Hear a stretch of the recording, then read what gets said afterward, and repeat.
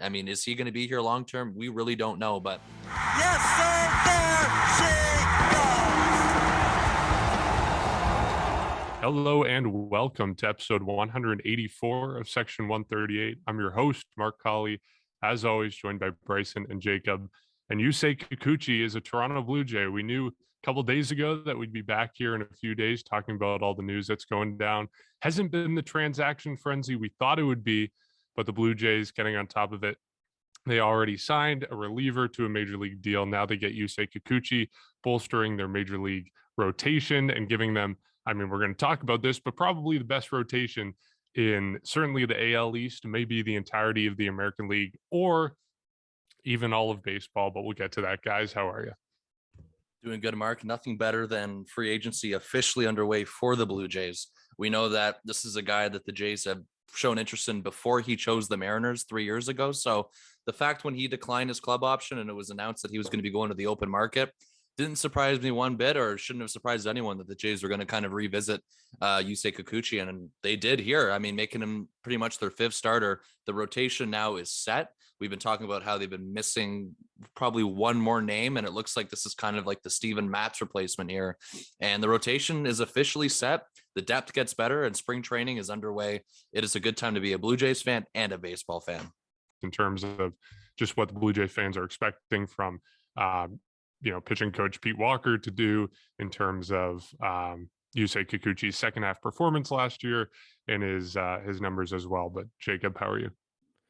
You know what? I like the move. I'm happy about that. I am a little bit surprised about it. However, overall, if you have a rotation now set for at least the next 2 years, and 80% of it set for the next 3 years and beyond. So very happy that this has happened. First, I think big signing or big transaction the Blue Jays have made in the second offseason. So I'm overall, I'm very happy. And more importantly, I'm happy that we know that this is not the last thing that the Blue Jays are going to do. A lot of reports have come out saying that the 12 million per year, or actually 16 million this year, that they're going to get out of Kikuchi, that doesn't end their transactions. And this is just, I'll consider this the calm before the storm, even though it's not very calm. It's very good. Certainly, they're still involved in the infield market, which we've seen with their interest in Jonathan VR, which I'm sure we're going to get to later in this podcast. But let's start with the money that the Blue Jays are giving Yusei Kikuchi. It's 3 years, $36 million. Jacob, as you just said, $16 million for the first year of the contract. Some people have been complaining that this is an overpay. I mean, you look at his money, you look at his stats from last season with Seattle, really good numbers in the first half, but he did trail off towards the second half of the season. 29 starts overall, a 4.41 ERA overall. Again, better halves in the first half than the second half. And of course, he was an all-star, and he did go to Colorado there, but it kind of tailed off towards the end of the season. Is this an overpay? Like, is this a type of deal that the Blue Jays are going to get, a kind of Tanner Roark type performance where they get a, one okay season out of him and then he kind of craps the bed in the first month of the second season? Or are the Blue Jays actually getting a good deal? Is the comparison more of a Steven Matz, a J.A. Happ, where the Blue Jays get him, the Blue Jays can work with him, and he ends up being a stalwart of the rotation for a couple of years? I like that comparison you made. However, I think it's more of a J Happ or that type of scenario, because okay, yes, 16 million, maybe a little too much for this season if you want to look at it that this season alone, but an average annual value of 12 million a season, it's not bad. And I think the best way to put it is you're not going to get somebody for much less than that. Like even Robbie Ray at the season that he had in 2021 or 2020 coming into 2021, $8 million. Okay, fair enough. You can shave off a couple million and consider it a better deal. But at this, like these guys, they're not going to nickel and dime, or I mean, it's not really nickeling and diming, but you know what I mean? Like they're not going to say, okay, I want 11 million instead of 10. Like you're going to need to pay at least this much for major league talent. And, at the end of the day, this is a guy with 3 years of major league experience. And the important thing is he's improved every single year of his career. And you mentioned with 2021, big fall off in the second half of the season. He had some months where his ERA was up above 7, but overall a 4.41 ERA. Was 5.17 in 2020 where he made 9 starts. previous year in 2019, 32 starts and a 5.46 ERA. So it's steadily getting better. And then even things like his strikeout per nine, 6.5 in 2019, now down to or up to 9.3. Like his numbers are getting better. The only thing I guess you can consider is his walks have been going up. His walks per nine specifically up at 3.6 compared to 2.8 in 2019. So there is work to be put in there. However, I think, and I've said this before, Pete Walker is a strong third variable in this situation. And it's not just you come to a new team, you come to a new fan base, and you're automatically better. Like you have one of the better pitching coaches in baseball. And I think this will be a good deal. Now, obviously, that's me being hopeful. That's me being optimistic. Nobody wants Yusei Kikuchi to fail for this organization. But when you think about it, it kind of makes sense. You have a guy that's getting better overall, but there are areas where he can improve. And when you have a guy like Pete Walker turn Robbie Ray or be part of the Robbie Ray turnaround, I think that it's a deal you have to take. And as I said a few minutes ago, you're not going to get a guy like this or really anybody for much less. And that's just kind of how it is. So I think it's a good deal. It's not a Kevin Gausman 2.0. It's more of an underrated-ish signing, but it's one that I think a lot of fans are going to come to love in the next couple of years. Yeah, I mean, this was one of the holes I think that this team had coming out of the lockout, and it doesn't surprise me one bit that they went out and got another starter. I mean, especially in a way where you're going to have a shortened spring training, you need to load up on all the arms you can get, and perhaps they add a couple more. We all know they have to add to the bullpen as well, so this didn't surprise me. And of course, this seems like another thing where the Jays are revisiting previous interest. I mean, they did the same thing with Kevin Gausman, and like I mentioned at the beginning of the podcast, they were after him in 2019 before he chose to go to the Seattle Mariners. So the thing with Kikuchi, I guess, throughout these first 3 years is, the potential's there, the upside is still there, and it still remains there entering this year. He's just unfortunately underperformed in certain aspects ever since coming to the major leagues. And I mean, the second half fall off is the reason for his inflated numbers from what we saw last year, because before that, I think it was an ERA just above 3. I think it was around 3.16 his first 15 starts. The potential's there, and it is optimistic that he is going to work with Pete Walker. And it's very similar. Jacob, you mentioned Jay Happ, and of course, you can also mention Steven Matz, who was on the Jays last year. And, the contracts, I think, are similar in a way, as much as Steven Matz got more term. Kikuchi got more pretty much money, I guess, in terms of this year. He's getting $16 million. So, the tools are there for him, and you have to imagine that he's going to be a solid piece to the back end of this rotation. When I saw the news, again, wasn't surprised that it was him, and there's optimism there to work with him. I mean, for somebody who relies on his fastball a lot and his cutter, I think those are his top two right now in his repertoire. He also has got a slider and a changeup. So, in terms of percentiles too, I mean, there was a lot where he was, I guess, on the, more than half of the league in terms of that. I mean, his chase rate was decent as well as his strikeout percentage. And I mean, and then of course the cons of that, I think his average exit velocity against was pretty low. And one of the, I guess, leading, in terms of pitchers, which isn't always a good thing. I think it was around 92 miles per hour. So there's stuff to be worked on there. He's not perfect. There is upside, however. And, in terms of an overpay, I don't really look at it as an overpay. You look at what the Jays are going to be doing afterward. This doesn't affect the rest of their spending. So that's why I'm not really bothered by it. The club option he turned down from Seattle, I think, was $13 million this year. So at the time, it seemed like a bit of a wise and bold move from him. But, something had to have he must have known that he was going to get something similar on the open market. You have to imagine there was other interested teams out there. I think the Mets were another team who were looking at him, and it kind of died down. And then the Jays kind of took over from there. So they get him from the Seattle Mariners. A good option now. You have Jose Barrios, Kevin Gausman, Hyun-Jin Ryu, Alek Manoah, and of course Yusei Kikuchi. Now, the other thing I look at it too is the ripple effect. You have Ross Stripling, Nate Pearson, who are other options for the rotation. Obviously, at this point, it's easy to say on paper if they start the year with a 5-man rotation. I know some teams are actually discussing maybe starting the year with a 6-man rotation because of the shortened spring, and we know that it takes pitchers longer than usual to get going, to get stretched out compared to, I guess, batters or hitters. So to start the year, I think this is also really wise, because if they do go that route, I'm not saying they are because we don't know right now.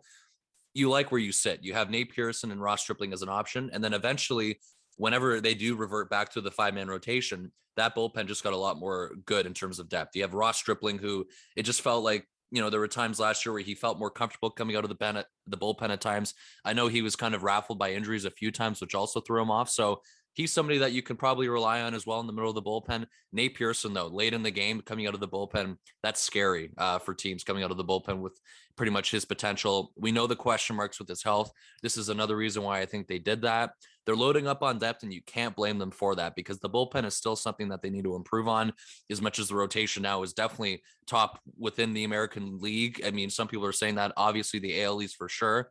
So this move is definitely needed, I think, as much as, they still have other gaps to fill. We were talking about middle infielders all offseason. Again, there's the bullpen that they have to look at. So Kikuchi brings a lot of depth, and there's a lot of potential for him to turn things around. You look at their track record with doing so again, Steven Matz, J Happ.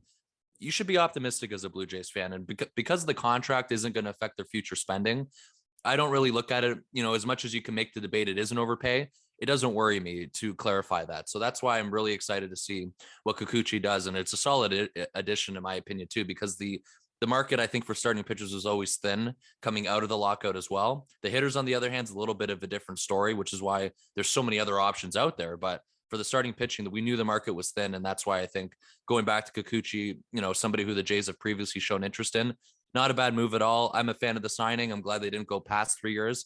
That rotation now, pretty much all of them, team control. Jacob, you mentioned it. It's definitely a good spot that the Jays are currently in. Yeah, I'm right there with you. In order for it to be an overpay, they have to pay more than the market average. And right now, the market average is right along what the Blue Jays paid for Yusei Kikuchi. Because, like you said, you look at the Steven Matz deal, it's 4 years, $44 million to go to St. Louis. That's right up what Yusei Kikuchi is getting. It's pretty much the exact same number, just a little bit more risk for the Blue Jays, I guess, because they're giving him a little bit higher average annual value. But at the same time, you're doing it for a shorter period of time, and Yusei Kikuchi is 30 years old, so you're probably getting the last couple of years of his prime. So you can weigh the options, but by and large, it's not more than the rest of the market is getting. And as you mentioned, not a lot of starting pitching options left. Carlos Rodon just signed, and we saw Clayton Kershaw just signing back with the Dodgers. So there's the options are getting slimmer and slimmer. So if the Blue Jays wanted to make an improvement in their rotation and kind of take it to the next step, now was the time to do it, and they've done it with Yusei Kikuchi. I do like what you mentioned about the depth. It's definitely advantageous for the Blue Jays to get this guy because now, like you said, they have Ross Stripling who's going into the bullpen. They have Nate Pearson who's going into the bullpen. And if they have an injury to one of these guys, if Yusei Kikuchi comes down with an injury, or like we saw this year with, Ryu missing some time with his injury, if the Blue Jays have that again in 2022, they're not going to have to resort to, what we saw at the start of last season. Robbie Ray was out. The Blue Jays went with TJ Zoik in their opening series against the New York Yankees. We're not going to see that this year. Worst case scenario, maybe if you get a couple injuries at the same time, the Blue Jays end up with Trent Thornton starting, which obviously is not great because he's not a good starter, but the Blue Jays have other options before they get to him. They have a Ross Stripling, they have a Nate Pearson, and they have that depth to prevent that situation from happening. So I think this makes the Blue Jays rotation one of the best in baseball. I don't know if you guys agree with that. I know a lot of people are saying that right now. And Jeff Passan, when he tweeted out the news, he said that the Blue Jays rotation is one of the best in baseball. It was already really good, and it just got a whole lot better. But you look at the starting five, you got Hyunjin Ryu, you got Kevin Gausman, you got Jose Barrios, you now have Yusei Kikuchi. You have so many amazing names in there, not to mention Alek Manoah, who is going to be up here for a full season. And you look at the comparison to what the Blue Jays did in 2021, they had the sixth best starter ERA in baseball. And that's, as I just said, without a full season of Jose Barrios, without a full season of Alek Manoah, and without Kevin Gausman. Yes, you're taking away Robbie Ray, but you get to replace him with Kevin Gausman. So it's essentially a net zero there. So you look at that, and you add in Yusei Kikuchi, you take away that volatility that you had at the start of the season with the injuries and in the middle of the season with Ryu. And, we don't totally know what Ryu is going to be in 2022, but, by and large, I think the Blue Jays are angling to be a top 3 rotation in baseball at the very least, and they have the potential to go even higher. So it's a very exciting time, but I want to get your guys' thoughts on that. Are the Blue Jays now a top 3 rotation in baseball? Absolutely. Call it a bold take all you want, but look, Ryu is going to probably be your fourth starter this season.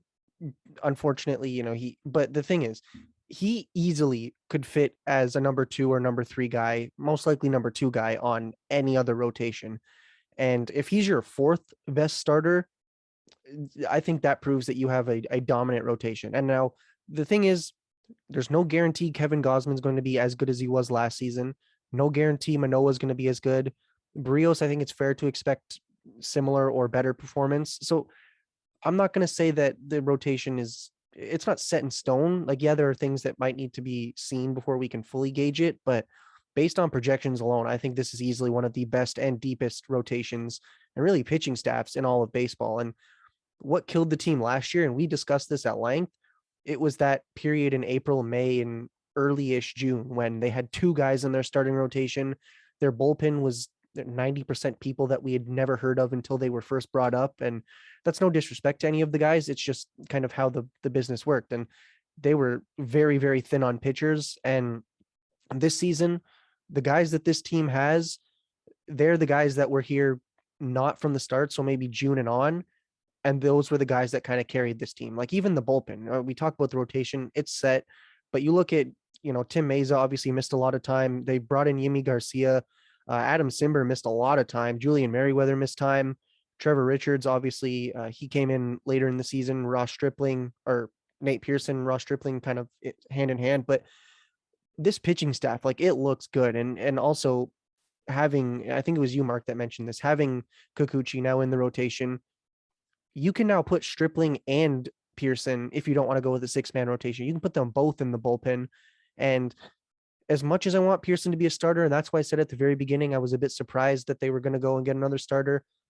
If you can have a guy throwing 100 miles an hour easily at the back end of your rotation, actually 2 of them, because we're forgetting about Jordan Romano, you can have 2 of them. And it's a lethal roster. Just literally every roster spot is amazing. And it's going to be tough. Like, look, the team last year obviously did somewhat get carried by their offense, but not really. Like the rotation, the bullpen, once it got going, once they got healthy, made additions, it was dominant. And it's going to be a very exciting season if you have 4 or 5 guys that can hit 30 plus home runs, and then 4 guys that can give you a 3 ERA or 3 or below ERA in your rotation, and a dominant closer and just dominant everywhere. So can't say enough really about what Ross Atkins and Mark Shapiro have done, because they have built, when you look at the difference between the start of last season and the start of this season, I think it's fair to say that they have built a World Series contender from day one, as long as everything goes to plan, because we know how things can go. But this roster, it is one of the best, I think, in all of baseball from day one. And I think that's why a lot of people are very excited about it. Yeah, this is no question one of the top rotations in baseball. I mean, the American League can make a very solid case too. I don't even think it's really close right now in the AL East. I mean, you look at Baltimore, you completely write them off. I mean, you look at Boston, they have a couple guys, not a lot. And same with the Yankees. Like in the AL East, I don't think it's even close. And I think in the AL in particular, you can really make a strong case. Besides, a couple other teams that are up there with rotation. We know that the White Sox are usually pretty good with the rotation. I think the Astros last year had a pretty good rotation as well. They're getting Justin Verlander back this year. Seattle has Robbie Ray. Yeah. You look at the AL teams that are above the Jays, and it was the top 3 teams in starter ERA were all National League teams, and then it was Chicago White Sox, Houston Astros, and then the Blue Jays. So, I mean, and the White Sox are losing Rodon. So 100%. So yeah, that's exactly what and you look at it from last year too. And that's what gets you optimistic, even going into, I guess, what we see right now in spring training. We all know that moves are pending, but for the Jays, I mean, there's no really argument I think you can make other than they're up there, at least in the American League. And I know I mentioned Seattle. I know that Noah Syndergaard's obviously going to be an Angel this year.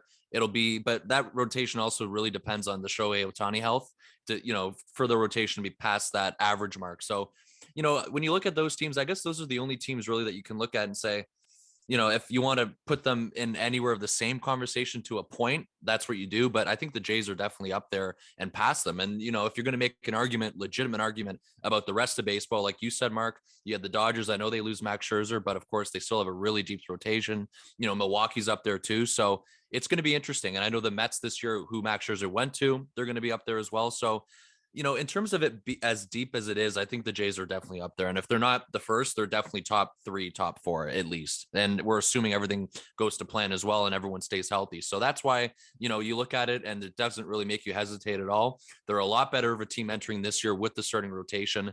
As much as you still look at the holes they have in the infield pitching wise, they're a better team 100%. And they still have moves to make for the bullpen.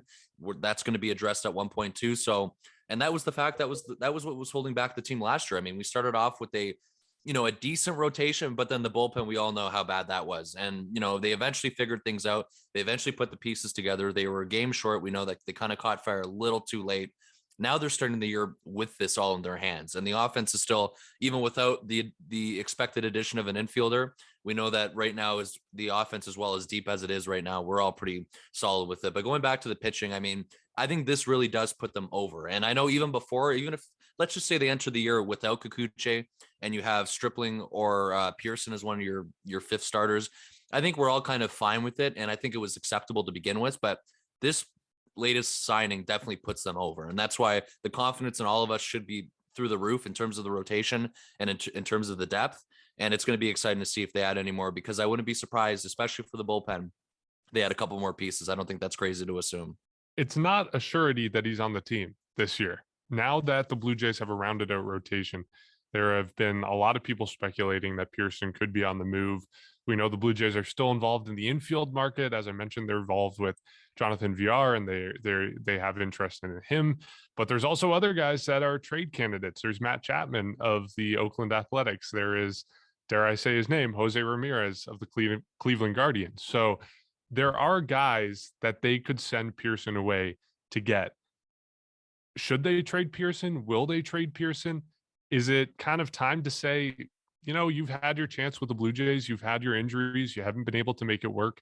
Maybe a change of scenery is good, but we're not going to give you another chance here. Because to be honest, the Blue Jays are kind of past the window of giving opportunities to guys who are trying to get their feet wet at the major league level. They're past that point in their competitive window. They are now at the time when they are winning now.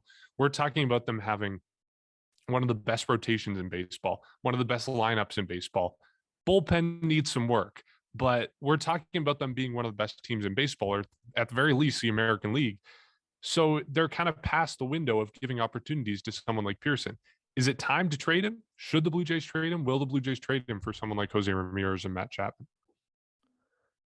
I don't want to talk about this. I'm going to be completely honest, because I didn't want Austin Martin traded. My opinion's completely changed on that. I'll take 8 years of Barrios, but I don't know if I'm ready to give up on Nate Pearson yet. And you bring up a very compelling argument. This is win now mode. Like, this isn't 2019 or even 2020 where you're seeing what you have. Like, this is World Series territory at this point. And I know I said that a lot last year, but like, this is legitimately the time when this team can be competing for a championship. And I don't want to see Pearson gone, but if it's what it takes to get somebody like Jose Ramirez or Matt Chapman, then I'm willing to accept it, because at the same time, you do, like, Nate Pearson's very good. Whether he's a reliever or a starter, he'll still impact the team when he's healthy and if he can get to where the Blue Jays want him to be. But I think it's fair to say that an infielder, particularly a third baseman, would probably impact the team more than what Pearson could do.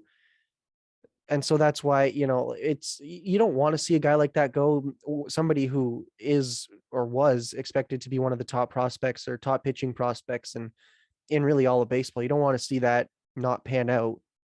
But if it's what it takes, I think, to get somebody right now, like, this isn't, as much as you also do need to focus on investing in your future.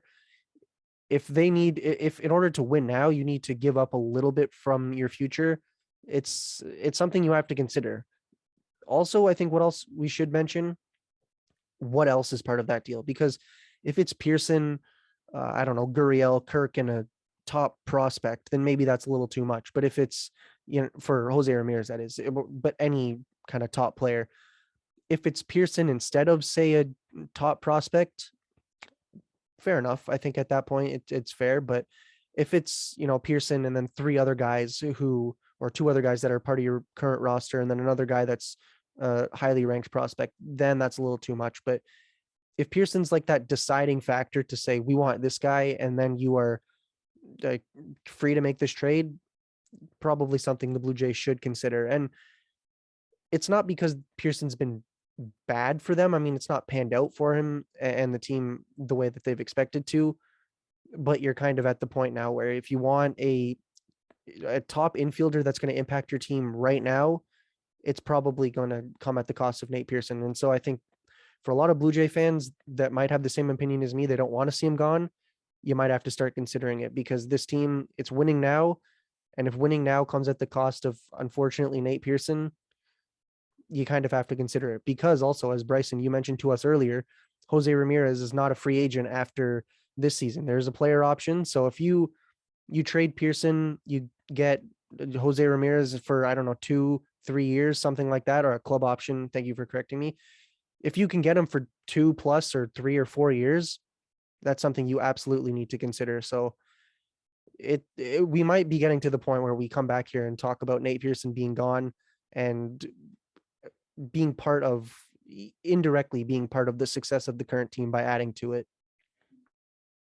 Yeah, I mean, I think if a trade does happen, in particular with Cleveland, I think Nate Pearson's a starter in it. Like, I don't see it any other way without them getting Nate Pearson. Matt Chapman, however, I don't know. I feel like there's a little bit more potential options you can make that maybe don't involve Pearson. But I mean, there's other names. We know that Groshans is a hot topic of conversation. Teams are going to want Moreno, but I think the Jays are pretty much untouchable with him. Same with the Rebels Martinez. So there's a lot of different like combinations. Like, we've gone over so many different types of trade, like mock trades, especially for Jose Ramirez. And that's why, I mean, if he's going to if Jose Ramirez is going to be a Blue Jay, I think it's pretty set in stone that Nate Pearson is going to be a Guardian. And then there's going to be a lot more going his way too. We know the price is through the roof for him.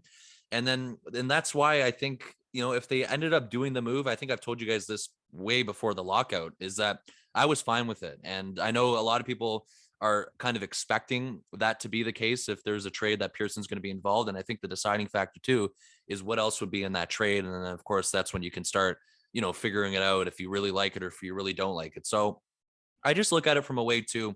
And I think this Kikuchi signing is a pretty damn good argument to say otherwise, is that they are concerned, or they're not overly concerned. I should say they're not confident with Nate Pearson's health. And I think that's very real. And I think it's a very legitimate argument that you can make, because if they went with this rotation without Kikuchi this year, we'd be fine. However, once there's a couple injuries, the depth's in question. And then we all know Nate Pearson's health alone is also a question too. So they have the depth for it now. And that's why, is this also a way, because they're making him, or they're kind of preparing for an opportunity to do that? I kind of want to tie it in a little bit with this Jonathan VR news. I mean, it doesn't really make sense right now why the Jays would want him.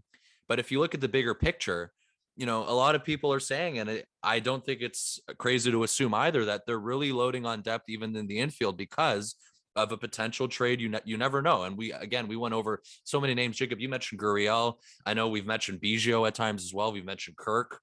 If this is a way the Jays do it for Jose Ramirez, I just feel like also, and it kind of ties into Jonathan VR. Why are they bringing in Jonathan VR when you don't necessarily, that's not the replacement bat you're looking for? I know he brings a lot off the bench. He's fast and all that, but I think all this in a way ties together a little bit. So it's going to be interesting what they see, because we all know what we've seen pretty much on Twitter. We see, I think it was Joel Sherman said basically what he's heard from agents is that the Jays are really aggressive and they're really expecting them to make one more move to the offense to replace the bat of Marcus Semien. So they're lined up for it. And even if they do make this trade for Ramirez, a lot of people are saying too, and it makes sense because of the farm system, that the only team that can really get this done if they wanted to would be the Jays, because of how loaded their farm system is, even after the Simeon Woods Richardson trade and the Austin Martin trade for Jose Barrios. They are still loaded up in terms of their farm system, and it's going to be interesting. But if it does come for Jose Ramirez, I'm fine with dealing Nate Pearson. Now, again, if you want to mention Matt Chapman, I think you can have a little bit of a different conversation. I think maybe that's more of a little bit of a debate if you're willing to give up Nate Pearson for Matt Chapman. But either way, it's an upgrade for the offense, and it's an upgrade that the Jays are looking for. And they've prepared for it as well in terms of the starting rotation with the depth because of the question of Nate Pearson's health. And maybe the long term. I mean, is he going to be here long term? We really don't know, but I don't think anything's off the table with Nate Pearson at all. Yeah. I mean, the way that I look at it is that Nate Pearson is obviously a very valuable asset. Everyone knows that, whether it's the fans, whether it's the Blue Jays, whether it's teams around baseball. He was once upon a time a top 10 prospect in all of baseball. He's got insane velocity. Like, he is a top prospect. He's a commodity that a whole bunch of teams will want. And when you look at the fact that, we want Jose Ramirez, the Blue Jays would benefit from having Jose Ramirez. If they get Jose Ramirez, they are probably favorites for the AL pennant. What is that going to cost?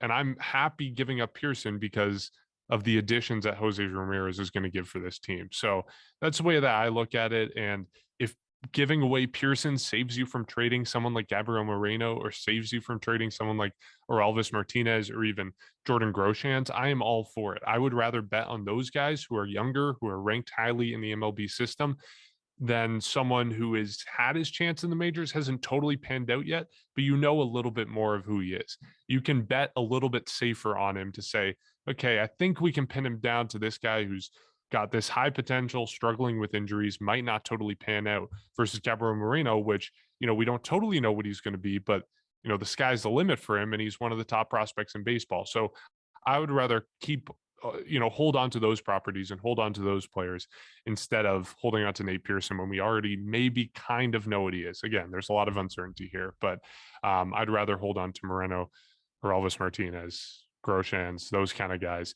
than move him. And when we talk about someone like Matt Chapman, I think Pearson could still be involved in that type of deal. I just think it would mean that you're not giving up as much elsewhere. Maybe you're giving up a lesser tier prospect, someone, I don't know, Kevin Smith maybe is someone who's involved in that package, or, maybe you do end up giving up someone like Alejandro Kirk, but that's it. You don't end up giving up a prospect. It's just Pearson and Kirk. So I don't know. Obviously that package is going to be smaller if it does happen than what the Blue Jays would pay for Jose Ramirez, but we want Jose Ramirez. That's who everyone wants. He's the prized possession of this offseason. If he does end up moving, which honestly, if the Guardians don't move him, I feel like that's a very big mistake on their part, just because he is such a huge asset and they're not doing anything right now. But yeah, I do want to kind of wrap up this podcast by talking about what's next for the Blue Jays. Bryson, you mentioned Jonathan Villar. I think like that is the area that they have to move into. That's kind of the last unanswered question they have, is who's filling in on the infield? Who are they getting to replace Marcus Semien? And who are they going to get on the left side of the infield to improve off of, Joe Panic, to improve off of Kevin Biggio? Although, I've mentioned to you guys, I do like what Kevin Biggio offers to the team. I think he can be a really good player in 2022, but that's a conversation for another day. What are the Blue Jays doing next? They have to solve the bullpen and they have to solve the infield. What are they doing over the next, 1-2 weeks to solve that before opening day?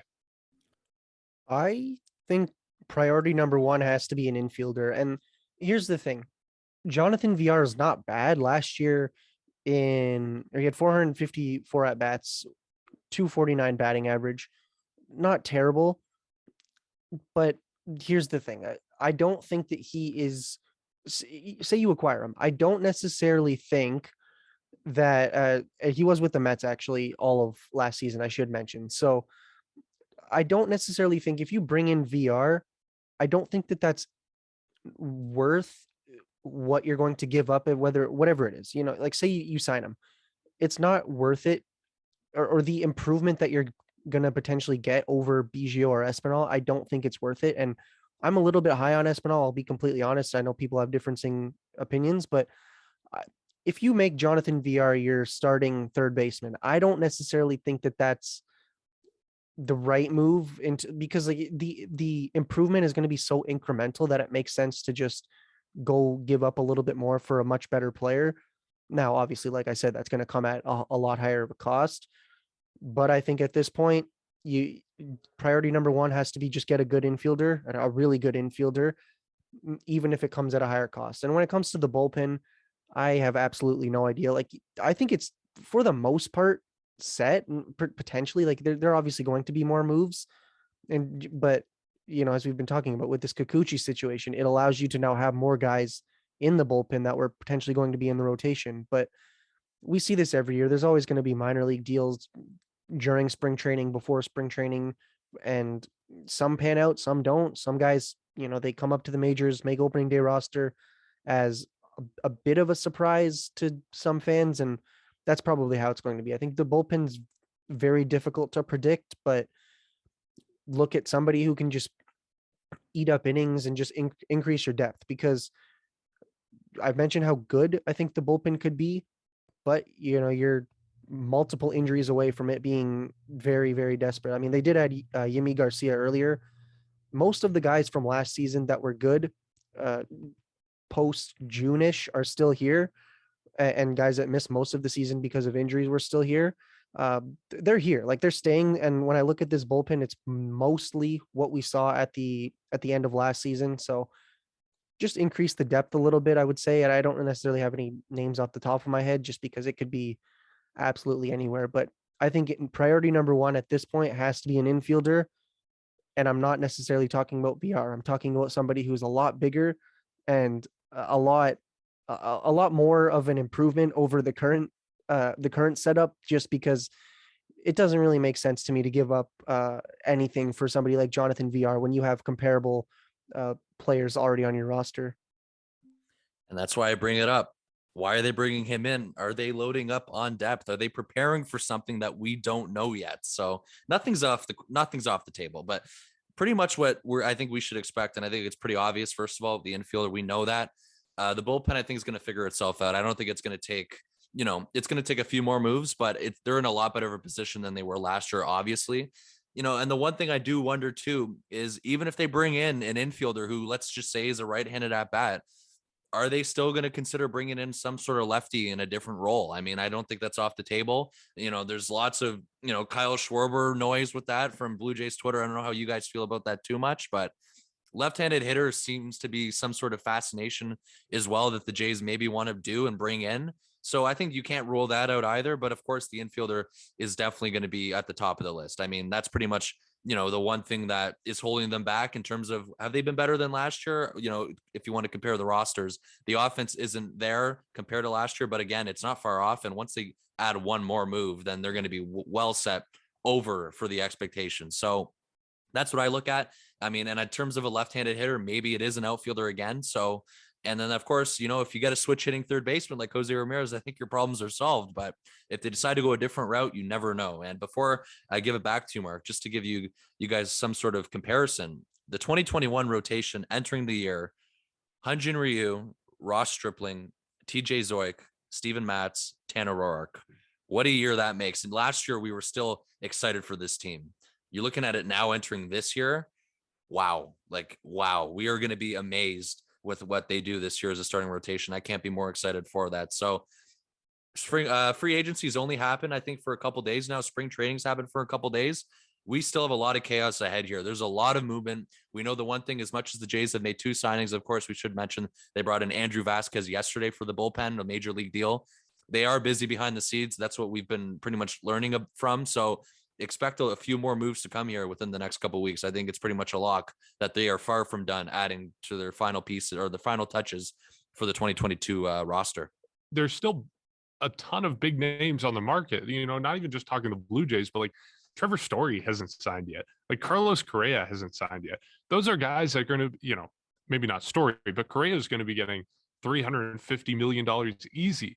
And we don't know where he's signing yet. And spring training started yesterday. Like, the chaos it's just going to be off the charts over the next few days. And yeah, Bryson, we're a long way from where the Blue Jays were even just a year ago, but also like 2 years ago, when it was an opener and a guy was their starting rotation. And now we have, these 5 people who every single one of them can be an all-star. It's a rotation of all-stars. So we're a long way from that. And just one final note on VR. I think if the Blue Jays are getting VR, or at least I hope if the Blue Jays are getting VR, it's not the end of their infield improvements. Like, I think, Bryson, you're right. It has to be part of a bigger picture here, because we've heard so much about how their budget's increasing, how they have this interest. It can't be the end point for them to just get VR, call it a day, wash their hands, and say, look, we're ready for opening day. They're not. VR is okay. He's good in a bench role, but you look at even who the Blue Jays were in 2020. They signed VR, or they traded for VR, and he was a guy that was coming off the bench. And we're talking about how the Blue Jays have improved so much since then.